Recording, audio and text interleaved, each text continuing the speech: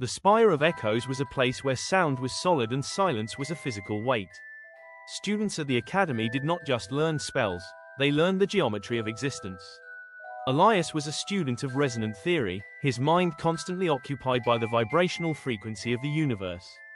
He was tall, with deep ebony skin that seemed to swallow the dim candlelight of the cloisters, and he carried the quiet intensity of someone who preferred to listen to the world's hidden rhythms.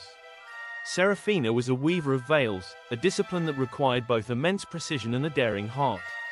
She moved through the hallways with a grace that felt like a secret kept in motion. Her hair, styled in thick, dark locks adorned with copper beads, jingled faintly as she walked, a sound Elias had memorized from 3 corridors away. The meeting of frequencies. Their paths crossed in the restricted wing, a place where the air shimmered with the heat of forgotten spells.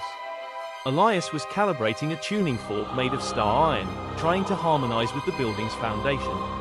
"You're flat," a voice said. Elias turned to find Seraphina leaning against the bookshelf, a half-smile playing on her lips. She wasn't holding a book, she was holding a fragment of shadow, braiding it around her fingers like silk. "I'm finding the bass note," Elias countered, his voice steady. "The school isn't just stone, it's singing, and you're interrupting the chorus," she said, pushing off the shelf. She walked toward him, her presence changing the air around them. Where he was the steady, grounding bass, she was the soaring, unpredictable melody. The unfolding. For the next few months, their courtship was written in the margins of their studies.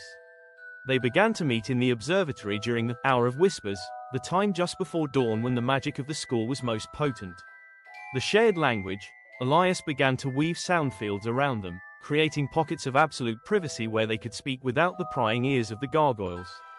The collaboration, Seraphina taught him how to fold light around his sound waves.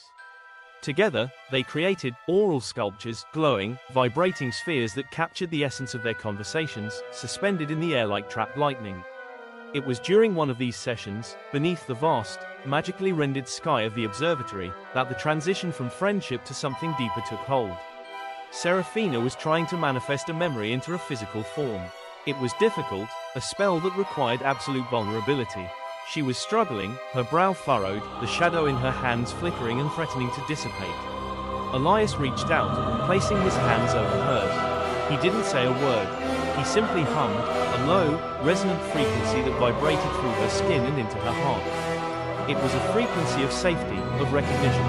Seraphina breathed out, and the shadow in her hands transformed. It didn't become a memory of a spell or a professor, it became a vision of the two of them, standing together in this very spot, their hands joined, their futures aligned. The vow, the realization hit them both with the force of a tectonic shift. It wasn't just a crush, it was a resonance. They were 2 notes that, when played together, created a harmony more powerful than either could produce alone. In the final weeks of the term, they stopped hiding their connection. They walked the halls with fingers interlaced, their magic subtly reinforcing the others. When Elias was overwhelmed by the noise of the school, Seraphina would weave a veil of silence around him. When Seraphina grew exhausted from the strain of her craft, Elias would hum a melody that recharged her spirit. On their last night at the academy, they stood on the highest parapet, the stars above them swirling in patterns that seemed to acknowledge their bond. "They say magic is about command," Elias said, looking out over the sleeping spires of the city.